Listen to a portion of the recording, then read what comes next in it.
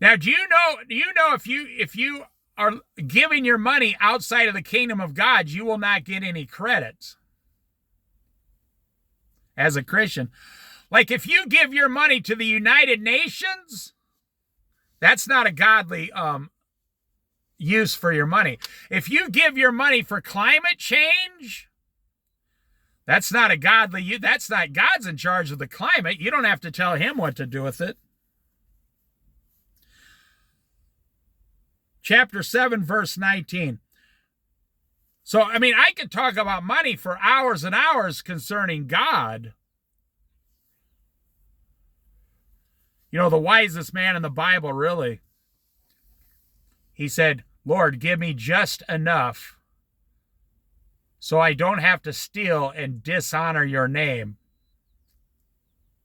And don't give me too much, so basically said, so I turn into a fool and dishonor God there also. Give me just enough, my daily bread, so I can serve the Lord. People in today's society ask, why doesn't God give every Christian millions of dollars? Well, why don't you give your children 10 gallons of ice cream? They'd eat the whole thing until they got sick and started throwing up and you'd have to take them to the hospital. Why doesn't God give a 4-year-old a really nice pocket knife? Why doesn't God give Christians millions and millions of dollars? Because I would say 1 out of every 1,000 Christians can handle lots and lots of money. Only about 1 out of 1,000. I don't know if that's correct. I'm just making a statement. I know it's not 1 out of 100 or 1 out of 500. So really only about 1 out of 1,000 can handle the finances of millions of dollars of God's money. There's very few people who can do this and not let money corrupt you at all. Joseph was one in the Bible. Everything he touched, God put him in charge of, and he wasn't corrupt. He never used it for himself. You know, you give the average Christian, because they have human nature, and we're all sinners, falling short of the glory of God. You say, okay, here's $10 million. I want you to go out and help God's people. Kind of like the stewards. One was given, 1,000 talents, or 10 years wages, 3 years wages, and 1 year wages or whatever.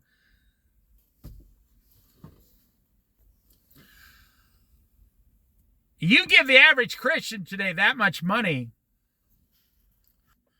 they're going to say, okay, first thing I need is some good transportation to go out and help God's people. Well, I need to buy myself a $100,000 car. That's the first thing they do. That's the first thing they're going to do. That's the first thing you would do. But I'm not that kind of a person. Money has really no effect on me. It never really has, and I'll tell you why, because I used to run restaurants for 25 years. I ran one restaurant for a while. I literally had $3 million a year go through my hands.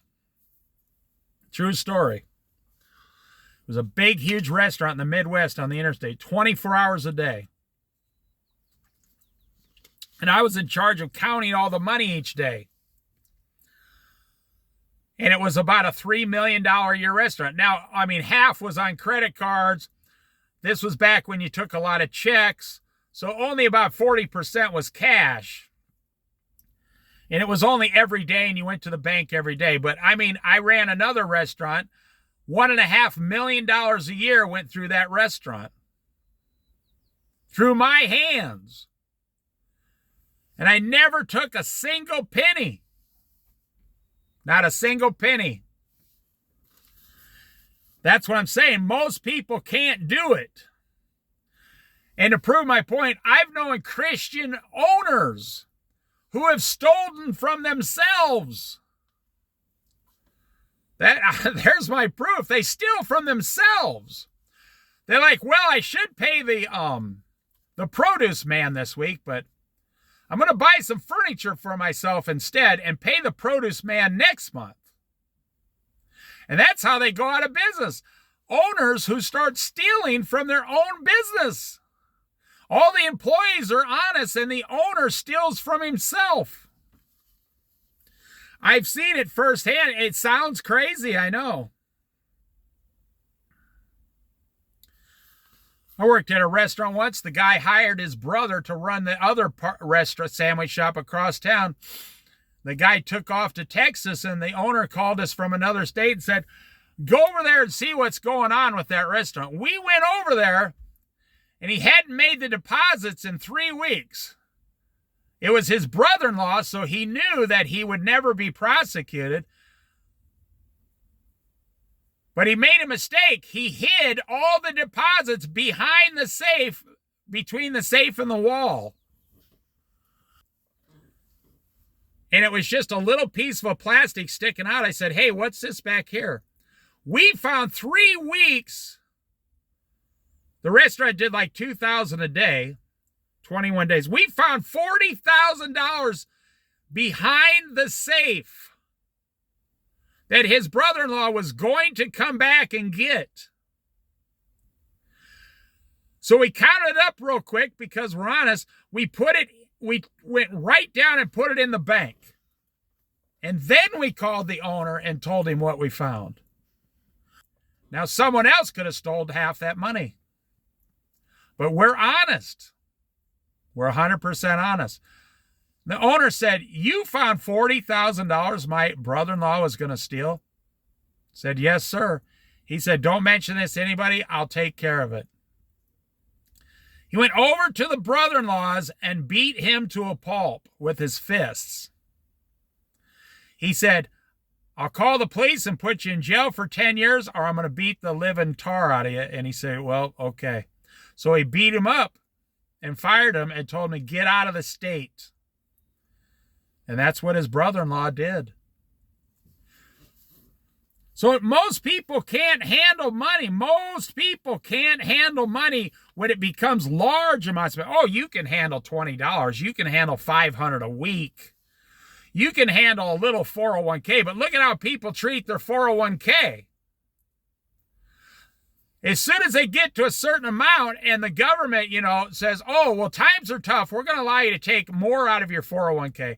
You run right down to your business and say, I want to borrow the max out of my 401k for a down payment on a house, and I'll pay you back out of my paychecks. And that's what you have to do legally.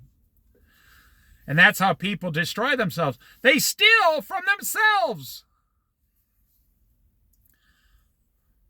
Wisdom makes one wise person more powerful than 10 rulers in a city. Indeed, there is no one on earth who is righteous, no one who does what is right and never sins.